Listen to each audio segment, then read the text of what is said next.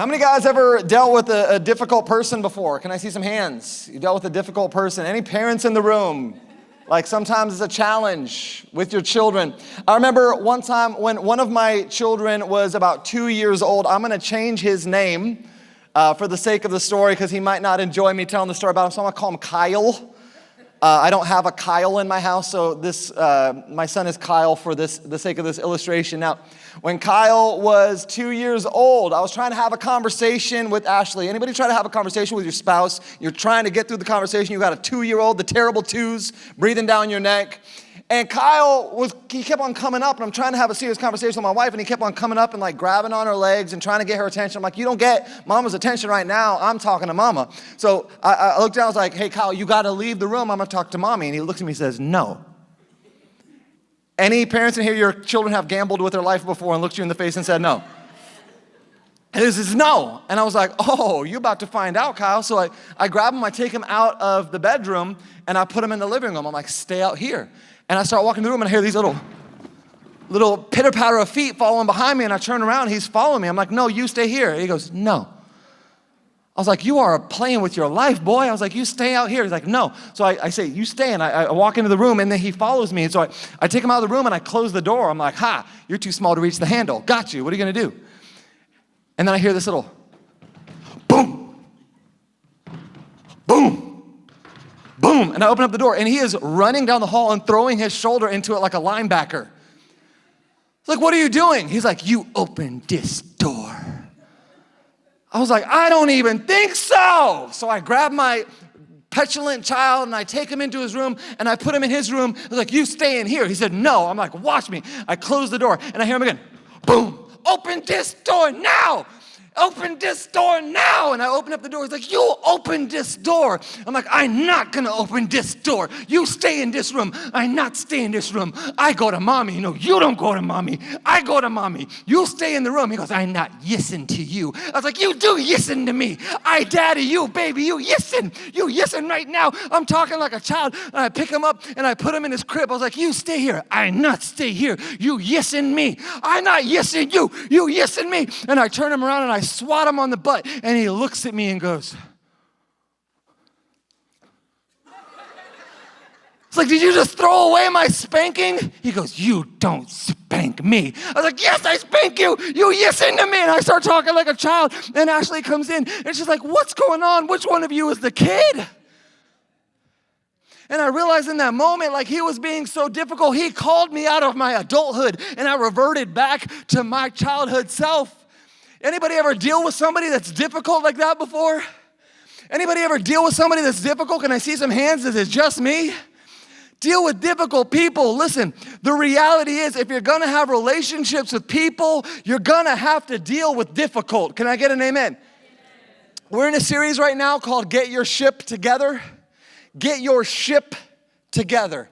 The relationships in your life, you got to get them together. God's plan is that you get your relationships together. And today, the title of my message, I want you to listen very, very carefully. It's Dealing with Dipships.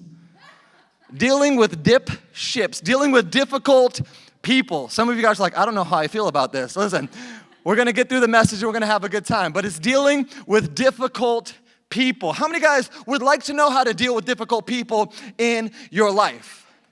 Anybody in here, or you guys got it figured out? If you want to learn how to deal with difficult people, can I see some hands up in the room today? I need to learn how to deal with some difficult people. The first thing you got to do in dealing with difficult people is you have to define what difficult we're talking about. There's a bunch of different variations of difficult. Do you guys notice that difficult comes in all shapes and sizes? There is, number one, I want to give you 3 categories that we can put people into so we know who we're dealing with and we can define it a little bit more easily. Number 1 is the discerning. Some people might call this the wise. They are open to truth. They're open to growth. They're open to feedback. They're open to coaching. How many of you guys have ever interacted with somebody that's discerning or wise? And you're like, oh, we can go somewhere in this relationship. When I give you some feedback, you receive it. You're not easily offended. Like we can grow together. We can figure some things out. That's the first category. The second category is the difficult. That's the one that we're going to be focusing on today. Difficult people are resistant to change and taking responsibility. They are resistant to it. They're easily offended. They deflect whenever you bring up a conversation and something that needs to change. They don't like hearing about it. The third category is dangerous. Like, these are evil people. These are people that want to do intentional harm to other people. There's not a lot of people like that in the world. Like, there's very, very few people that are deliberately malicious. Most people are just difficult. Most people are not wise, they're just foolish. Are you with me this morning? And you got to figure out, which one am I facing today? Because the one that I'm facing is going to influence the posture in which I approach the relationship. Are you with me? We want to invest in discerning people. We want to invest more time into people that are coaches, into people that are coachable, into people that are mentors, into people that will receive feedback, into people that will give feedback, into people that love Jesus, into people that are going in the same direction as our lives, into people that have their finances and their family together. We want to invest more time into those relationships. You want to set boundaries with difficult people. If somebody is difficult, you got to make sure that you are really clear in your communication with that person so that their difficulty does not become a deficiency in your life. And then the third category is the dangerous people, and you want to protect yourself from dangerous people. Don't have relationships with dangerous people. Avoid dangerous people at all costs. But we're not going to talk about the discerning people today. We're not going to talk about dangerous people today. Today, we're going to talk about difficult people, but I want you to define it appropriately, because we live in a day and age where everybody likes to label something with the most extreme version of that thing. Have you guys noticed that? Like, we live in a day that there's a cultural shorthand where we label people as evil when in reality they're just difficult. Are you with me? All you got to do is listen to the news, and everything that everybody on the news says is the most blown up, throw gasoline on top of it version of reality. Have you noticed that?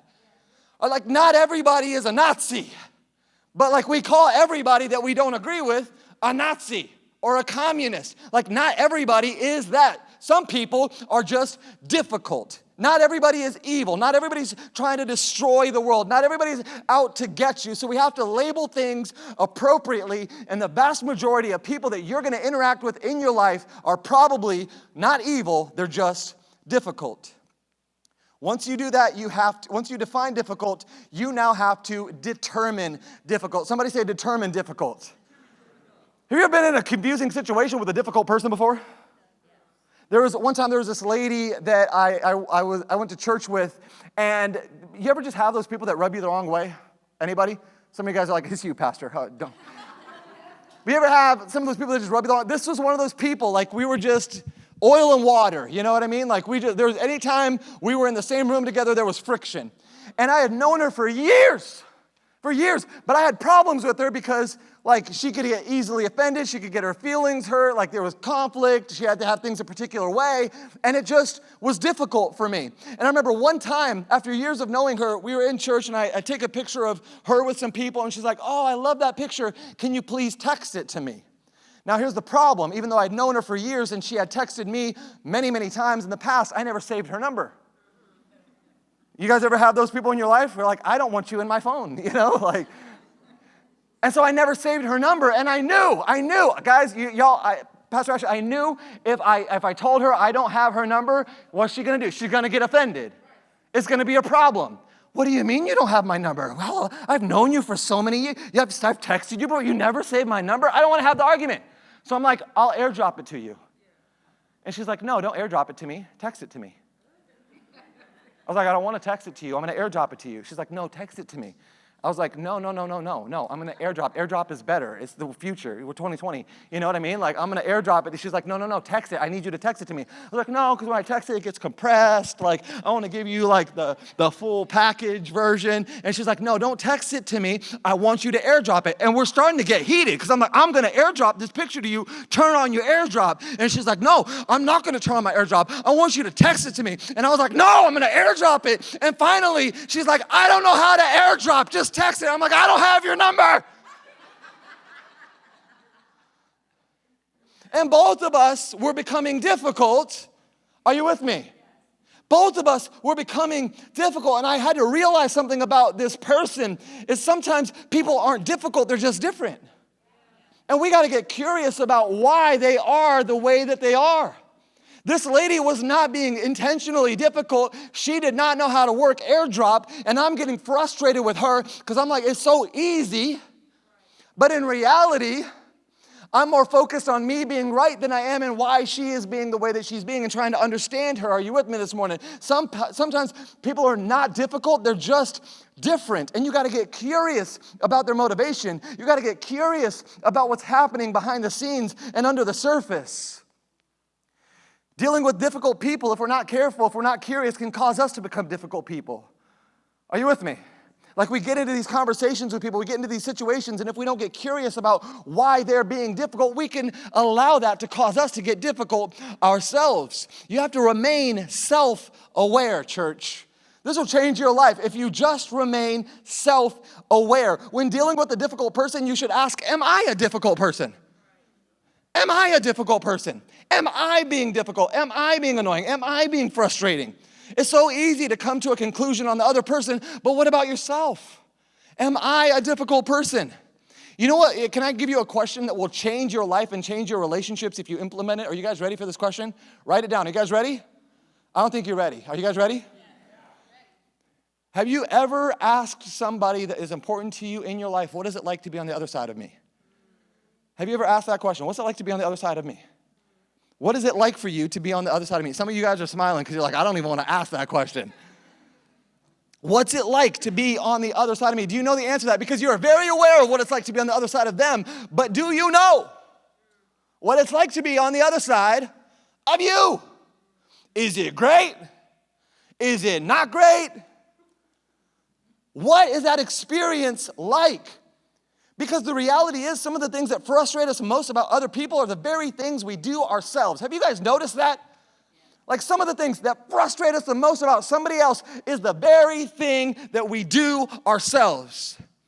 I remember my son, Micaiah, he's so much like me, man.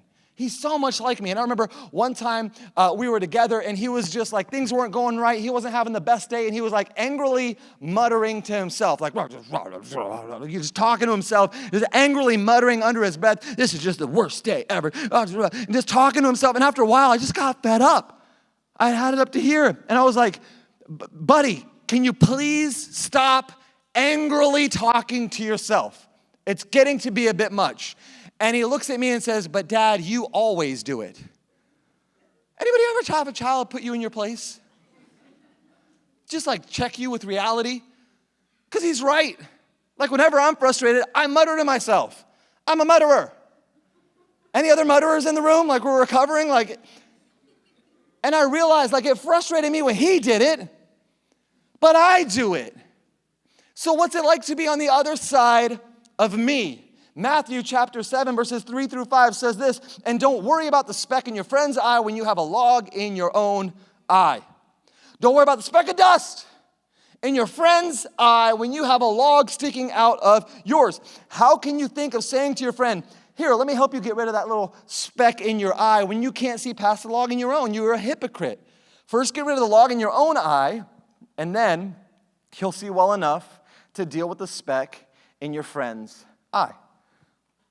You can't go about dealing with someone else when your vision is impaired. Do you realize that this morning?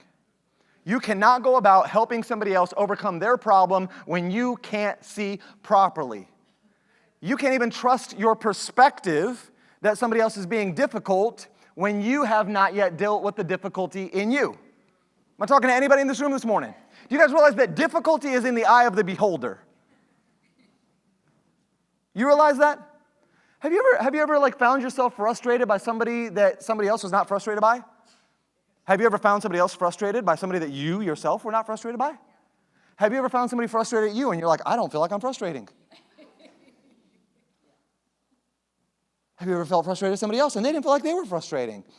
Difficulty is in the eye of the beholder. There's so much about our perspective that influences whether or not we find somebody to be difficult or not. Listen, there is a percentage of the conflict that you experience with people that is more about you than it is about them. there's a percentage of the conflict that you experience that actually tells you more about yourself than it does about the other person. Why does this frustrate me so much? Why do I have a problem with this particular personality? It's actually really revealing for me to ask questions about why is this bothering me as much as it is, and it gives me an opportunity to get the log out of my own eye first. Maybe I'm entitled, and that's why you're frustrating me. You're not enabling me to experience the thing that I feel that I should experience. Are you with me? Maybe I'm selfish, maybe I'm arrogant, maybe I'm proud, maybe there are negative aspects of my personality that are butting up against you, and I'm taking it out on you. You got to get the log out of your own eye first, because when you get the log out of your eye, you are better able to see what somebody else has going on in their life. And here's the reality, here's the truth. Your perspective matters when we approach difficult people. Once you see people through the lens of difficult, it is nearly impossible to see them any other way.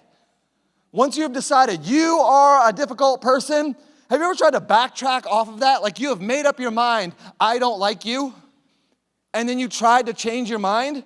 It's hard. It's really, really hard. Once I decide you are not an easy person to be around, it's going to take the Lord in order for me to actually want to be around you. Like something's going to have to break. You know what I'm talking about? Once I make up my mind that you are difficult, that's going to be the way I see you. And anytime you come to me, listen, sometimes you can find yourself responding out of character to somebody, not based off of what they did, but how you view them. And you have decided that they're difficult and they're doing something, and everybody else around you is like, why did that bother you so much? It's not that the thing they did was the problem. It's that you have decided that they are a difficult person, so therefore anything they do is a problem. If I'm preaching to you, say, ouch. You got to ask yourself, are they really difficult, or is this the log in my eye? Are they really difficult, or is this the log in my eye? Is that speck worth dying for?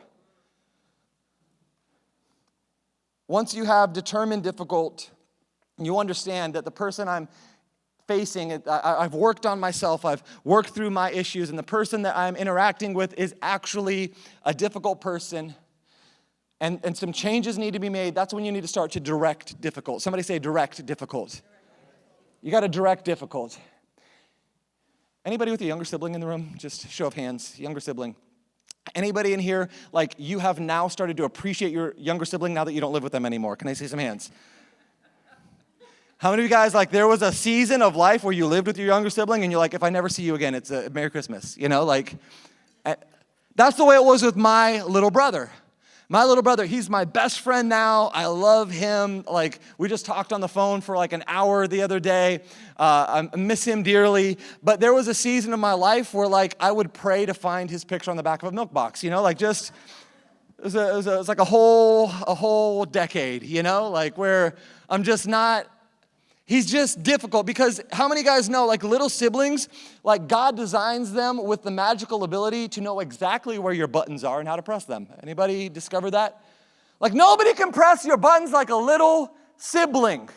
Nobody can. Like Satan himself is down in hell taking notes on what your sibling is doing to get you riled.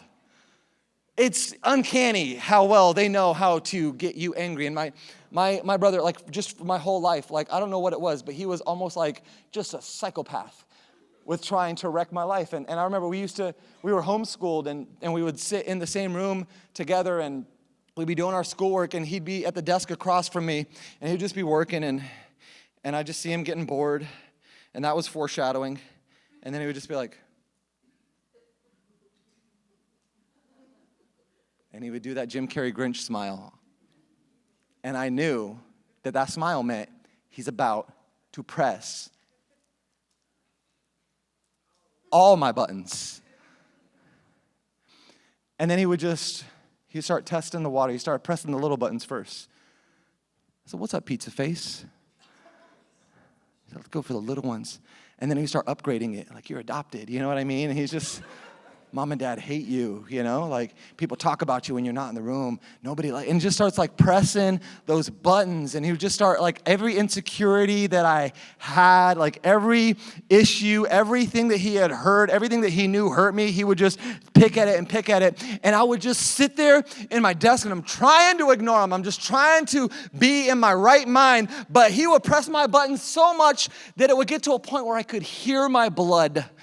Like when the blood pressure is just building and then all of a sudden it's like a hot air balloon just lifting you up out of your seat with rage, My face is going red. There's a vein that pops out in my forehead and I stop it, Derek. Stop it, stop it, stop it. And then I would just reach a point where he pressed the wrong button. He would cross the line and I'd leap across the desk and I'd tackle him on the ground and we'd be fighting on the ground. I'd be like pummeling him and then he'd start screaming and my mom would run in and she's like, what's going on? He'd be like, he attacked me for no reason. And he'd go run and hide behind her legs and he'd be like, and it took me way too late in life to realize that just because he was being difficult didn't mean that I had to give him the ability to call me out of my character. Are you with me? Like what he was saying was words and I didn't need to give him permission to get me compromised. Can I give you a piece of encouragement today? Do not let difficult people determine your destiny. Do not let difficult people determine your destiny. So many of us spend years of our life allowing difficult relationships in our life to influence where we go. Do not allow difficult people to determine your destiny. Can I let you know something today? They don't get to write your biography. Nobody gets to write your story but you. And much of the frustration that we experience with others comes as a result of us giving them access to the pen in our life story.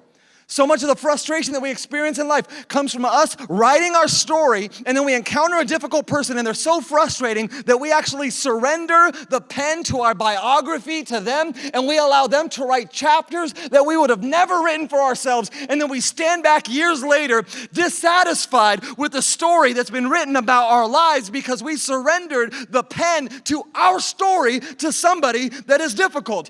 Don't give your pen to somebody that does not have your heart. Don't give your pen to somebody that does not care about your future. Don't allow somebody that is not interested in writing a good story about you access to the typewriter. Am I talking to anybody in this room this morning? Do not let difficult people determine your destiny. Why would you give anybody that much power over you, let alone a difficult person?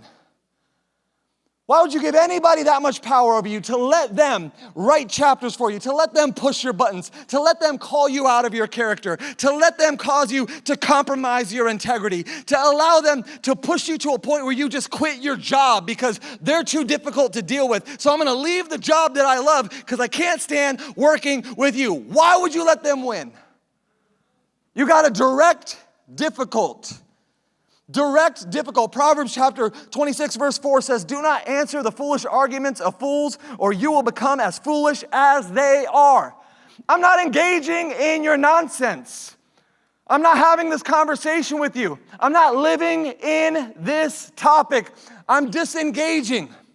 I'm not allowing you to control the narrative. I'm not allowing you to control the situation. There's so many times in the Bible when you look at Jesus, so many examples of Jesus dealing with difficult people. And you know what's interesting to me is whenever Jesus encountered a difficult person, he never answered them at their game. He never played their game. There's so many times where people ask Jesus a question and Jesus gives them an answer completely disconnected to the question that they're asking. People come up to Jesus like, Jesus, if a lady is married and her husband dies and she gets remarried again, who's she married to in heaven? Ta-da. And Jesus is like, I'm not having this conversation with you. This is pointless. If I answer the foolish arguments of a fool, I'm going to become as foolish as they are. Can I let you know some of the foolishness in your life comes as a result of you answering the foolish conversation that fools are inviting you into? Don't engage. Don't engage, and don't let bad theology convince you that you're supposed to have conversations with people that are not out after your best interests. There's bad theology. Well, Pastor, I'm a Christian. Christians are called to love everybody. I need to love everybody. Absolutely, you are called to love everybody, but you are not called to answer everybody. Are you with me? You're not called to have a conversation with everybody. Like you're called to, I can love you from a distance. Some of you guys just set yourself free. Like, I will love you over there. I will love you in my prayer room. I will love you with some boundaries. I will love you, but I'm not having this conversation with you. You want to save yourself a lot of drama? Learn to stop engaging with foolish conversations. Hey, Orlando, did you hear? Did you hear what Matt said the other day? Did you hear what everybody said? Did you hear the conversation? Like, what am I doing here? I'm gossiping. And the minute that he says no, what did he say? He is answering a foolish conversation, and he is becoming a fool himself. Are you with me? You know what you need to do? Did you go talk to Matt about it? Why are you talking to me? Is my name Matt? It's not. It's Orlando. Put some respect. Orlando. Like, that's who I am. I'm not having this conversation with you. This is gossip. This has nothing to do with me. I don't even want to hear it. No, but I just need your advice. No, you don't. You just need an ear. You're just trying to vent. You're just trying to gossip. And I am not being a repository for your garbage. I'm not engaging. I'm not having this conversation. Go handle it the right way, but don't bring it to me. You've got to influence difficult people. Do not let them influence you. Are you with me? You influence difficult people. Do not let them influence you. You know how you influence them? You influence them by not engaging in their nonsense. Difficult people learn really, really quick that I can't get away with this nonsense when I encounter a healthy person with strong boundaries. I'm not budging on this. I don't talk about somebody if they're not in the room. If you stand on that, so many people are like, Pastor, I don't know why people keep on coming to me and they keep on telling me everything is wrong. That's because they know that you'll listen. I don't know why, but people keep on telling me things. Oh, that's because you engage in gossip. Like, that doesn't mean that you're not Oprah, you know what I mean? Like, they're not coming to you for your wisdom. They're coming to you because they know that they could say things and you'll let them. Draw a line in the sand. Do not let evil conquer you, but conquer evil by doing good, and don't stoop to the level of the lowly. The next thing that you have to do, if you've tried directing difficult, now we move to diffusing difficult. Somebody say diffuse difficult. Anybody ever been like just wound up and then somebody was able to like get you calm down? Remember one time me and Ashley, we were stranded in Las Vegas. We had a connecting flight. It was a layover, and there was snow in Las Vegas, the desert. There was snow, and Las Vegas does not know what to do with snow. So they canceled all the flights. And we were trapped in Vegas for what ended up being 4 days. And we're just trying to get home. Now here's the thing, is when they cancel all the flights out of an airport for 24 hours, it becomes a madhouse to get to hotels, to get accommodations. And so I'm struggling trying to find a hotel that's open, and I'm watching price gouging happen in real time. And my sense of justice is flaring up. I'm like, that hotel was $50 a minute ago, and now it's $120. I'm gonna kill somebody. And I'm just getting frustrated. And I don't know about you guys, but when me and my wife travel, like, I am the designated decision maker. Like, I handle all the traveling arrangements.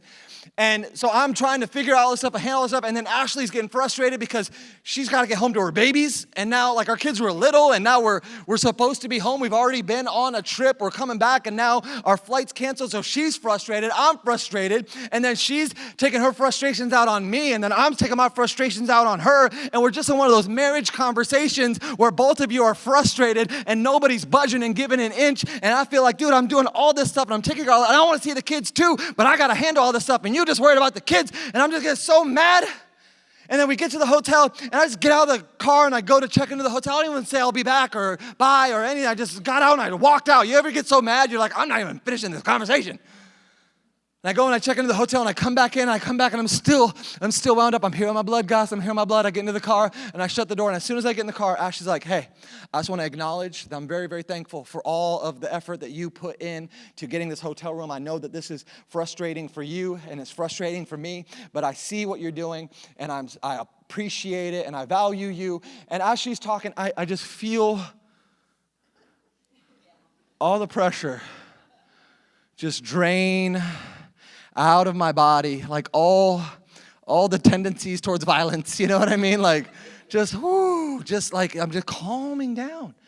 And then she finishes talking. She's like, is there anything else I could say or do that would help you feel more at ease? And I was like, no. You said everything. Like, I feel cool now. And you know what she did? She took somebody that was being difficult, and she was being difficult, and I was being difficult, and instead of just continuing this escalation war of difficulty, she was able to diffuse difficult by following Proverbs chapter 15, verses 1. It says, a gentle answer deflects anger, but harsh words make tempers flare.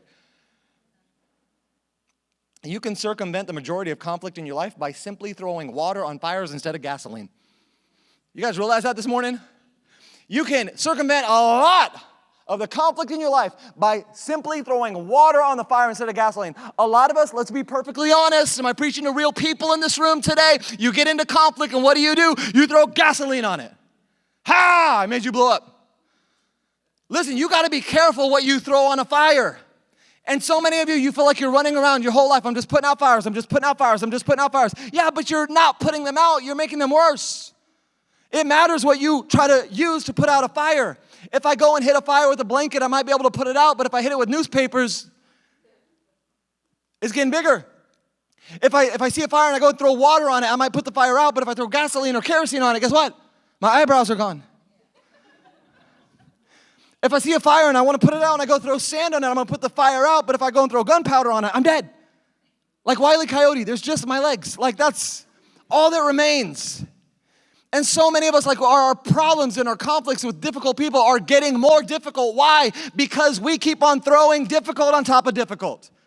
And there is no gentle word, there's no kind answer, and harsh words continue to make our situations flare up. And what we need is the fruit of the Spirit. When we look at the Bible says the fruit of the Spirit is love, joy, peace, patience, kindness, goodness, gentleness, self-control. All of these things are good. What would happen if you brought some gentleness, some peace, some patience, some kindness, some gentleness into the conversation? Oh my goodness, you would diffuse some difficult conversations.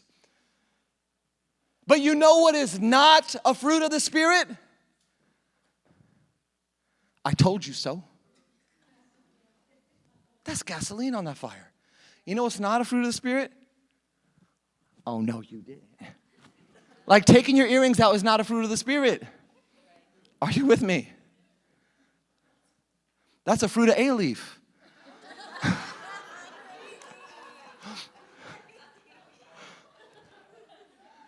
You know what's not a fruit of the Spirit? Cash me outside. How about that? Like, that's not a fruit of the Spirit. That's going to make it worse. The Bible actually has a template for dealing with difficult people. Do you realize that there is a process? Gentle words, they turn away anger. There's a process for dealing with difficult people in any situation, even in church. Like, you guys realize that there's a biblical template for how to handle difficult people at church. You guys realize that? Can I let you know something today? Most people, they go to church just as long as it takes to discover that there are real people that go there, and then they get their feelings hurt by somebody, and then they leave. This happens time and time and time again. Let me tell you really quick, like I think we have a fantastic church, but guess what? If you come here for longer than 3 weeks, somebody's gonna do something. I'm sure I've done 5 things today to give you a reason to leave. The title of the message alone, some of you guys are like, I checked out the minute. Like, we're all gonna have reasons to leave. We're all gonna have reasons to get frustrated, reasons to get discouraged, reasons to get offended. But the Bible tells us how to diffuse a difficult situation by having conversations, by bringing clarity, by having respect for one another. In Matthew chapter 18, verses 15 through 17, it says this: if another believer sins against you, go privately and point out the offense. If somebody, go privately to them and point out the offense. Listen, some of us have so much conflict with people in our lives, with people in church, because when there's a problem with somebody else, we don't go to them privately, we go to our friend. Oh, I'm just venting. You're not venting, you're gossiping. Are you with me? Go to them privately. Don't tell everybody, hey, I need you to pray for me. I'm going to go talk to so-and-so. I need you to pray for me because this is what they're doing. That's not private. That's not private. I need some advice on how to talk to them. I'm about to talk to them, so I'm going to 13 people for advice before I talk to them. That's not private. You're a grown-up. You are 29 years old. You are 46. You can go have that conversation. It says if another believer sins against you, go privately and point out the offense. If the other person listens and confesses it, you have won that person back. Can I tell you that's the goal? The goal is to win people back. The goal is to reconcile. The goal is for restoration. The goal is not me against you. The goal is not that you go get your army of flying monkeys and you have all these people on your side and it's this team against that team. It's Team Edward against Team Jacob. It is to win that person back. Why? Because we're brothers, we're sisters. We are a family of faith together. My goal is to fix it. Verse 16 says, but if you are unsuccessful, then, somebody say then. So what that means is you've gone to the person privately, you've had a conversation about the offending behavior. And listen, what this is saying is like if they confess, if they acknowledge this, if they give you any form of an apology, take it. Are you with me? Sometimes people are bad at apologizing, but you know they're trying. Are you with me? Take what you can get. Take what you can get. But if it gets to a point where you take it to somebody and they look at you and they're like, I don't see a problem with it. If you look at a person like, no, I meant to do that. I wanted you to be upset. No, I actually think you deserve it. If you start getting that kind of energy, it says then, somebody say then. Take one or two others with you and go back again, so that everything you say may be confirmed by 2 or 3 witnesses. So what that means is I'm bringing in other people. Cooler heads prevail. We have a mediator, somebody to tell me if maybe I'm the crazy one.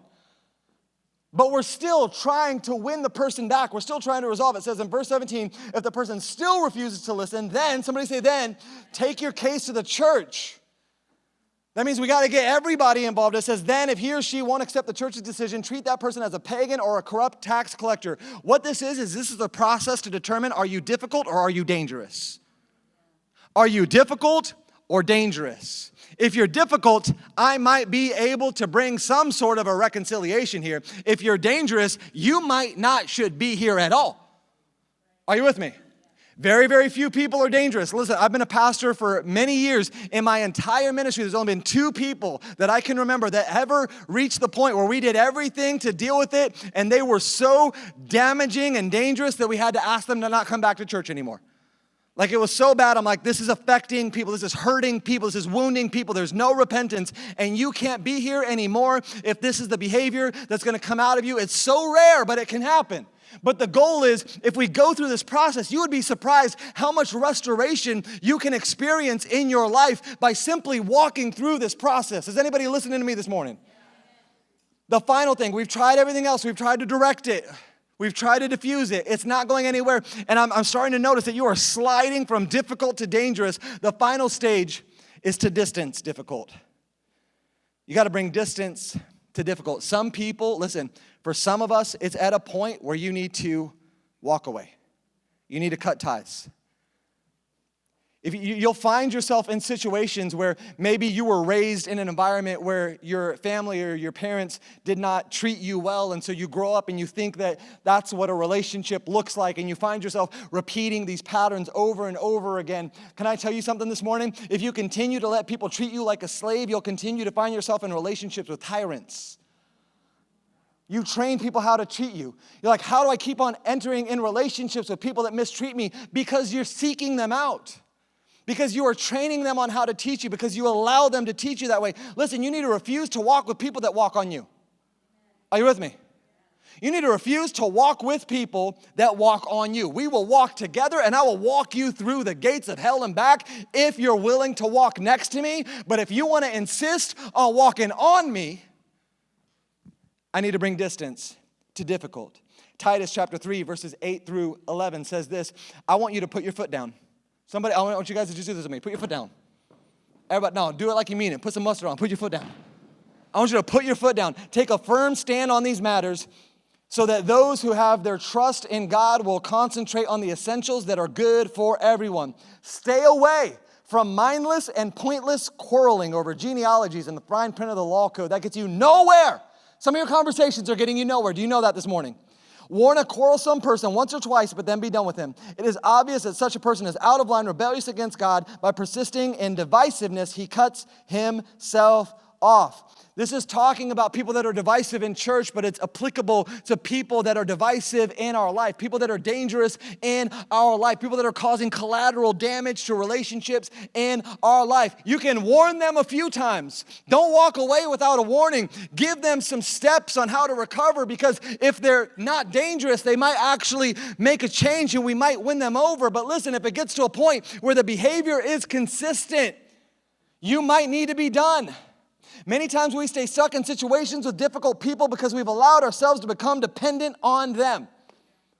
We stay stuck in situations with difficult people because we're dependent on them. That's my baby mama. Are you with me? Like, we get into these situations. No, that's my dad. That's my brother. And we've allowed ourselves to become dependent on them. And listen, for some of us, the answer is to simplify your life. You're always gonna have difficult people in the world. Anytime you go out, anytime you talk to anybody, anytime you interact with anybody, you're gonna encounter difficult people. You're always gonna have difficult people in the world, but not all of them need to stay in your world. You gotta disconnect from difficult. Stop fighting to keep people in your life that are subtracting your joy instead of adding to it.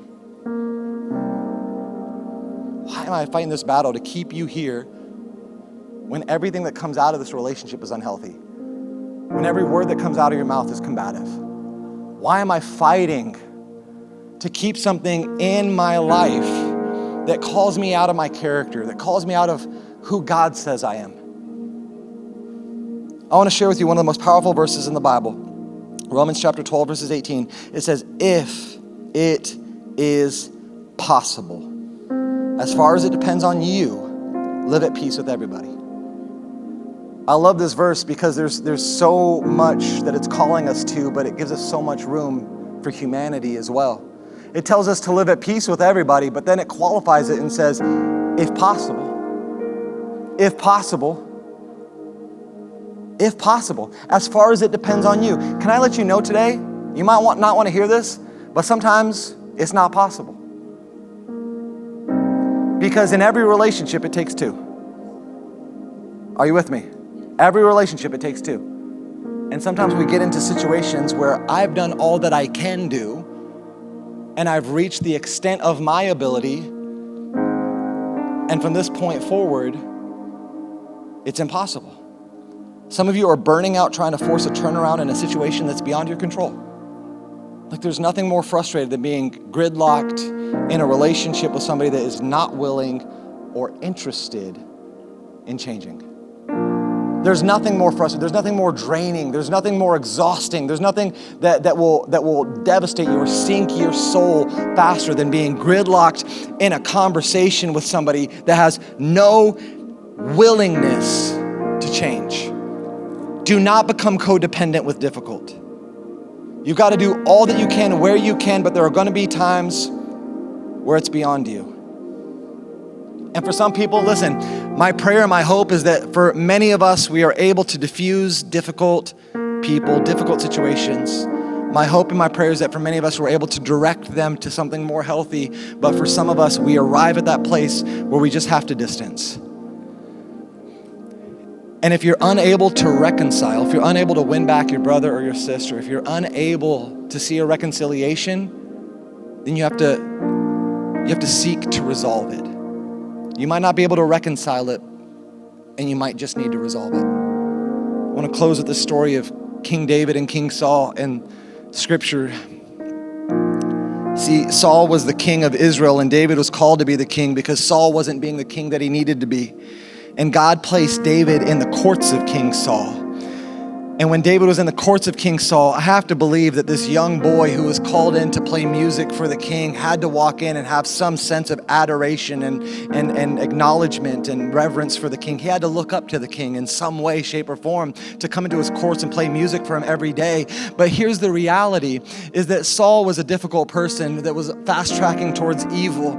And Saul would sit there every day and he would look at David and he would see a man after God's own heart playing the harp in front of him. And Saul saw in front of him the king that God called him to be, but that he would never become. And every time he looked at David, it was a reflection of who Saul should be. And everything he saw in David was just a repetition back to Saul of the deficiencies in his own character. And instead of Saul looking at David and saying, I want to be more like you, I want to be a king after God's own heart, I want to turn this thing around, I want to get my ship together, he would look at David and he would become frustrated with him, and he would become jealous of him, and he would become enraged. How dare you stand in here and play the harp in my courts? I'm the king. How dare people sing songs about your conquests? I am the general. How dare these things happen? And at some point it got so toxic and so unhealthy that Saul threw a spear at David and tried to stick him to the wall. And David had to escape, and David became like a fugitive, running for his life from the king that he used to play music to soothe his anxieties. I've done nothing wrong. He did everything he could to resolve this, to bring a reconciliation, and nothing would work. And there were times in their life where David would go back and then he'd get chased out, and he'd go back and he'd get chased out. And finally, David is on the run for his life. Saul is looking for him with soldiers to kill him. And Saul goes into a cave that David is hiding in, and he doesn't know he's there. And David sees Saul, and he has a chance to throw a spear at the man that threw a spear at him. And he sneaks up behind Saul, and he's got a knife ready. And I have to believe that he considered it for a moment.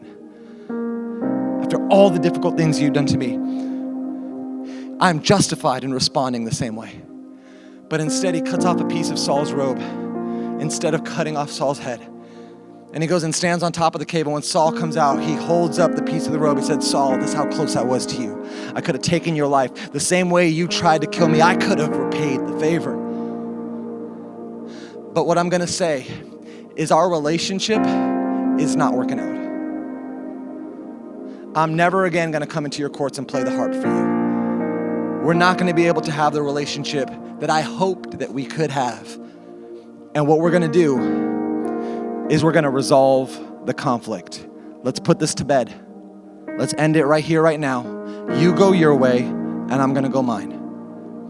And for some of you in here today, that might be where you're at in your relationships, that you need to go a different direction, that you have tried to reconcile, and you've reached the end of the road of reconciliation, and now you just need to push for a resolution. But if you're in here today, I want to encourage you to walk through the process to determine who the person you're interacting with, the relationships in your life, are they difficult or am I difficult? And then try to direct them, try to bring some guidance, try to set some boundaries. If there are situations that are blowing up, try to diffuse them, try to pour water in them, try to put out the fire. But listen, at the end of the day, if you have tried everything, then I believe that what God wants for you is God wants for you to do everything you can, as much as it depends on you, to resolve the situation, to bring a reconciliation. And if it's not possible, listen, I believe that it is Christian and it is healthy for us in certain circumstances to just step away. And that's a hard truth to come to terms with. But I want to see you guys experience healthy relationships in your life.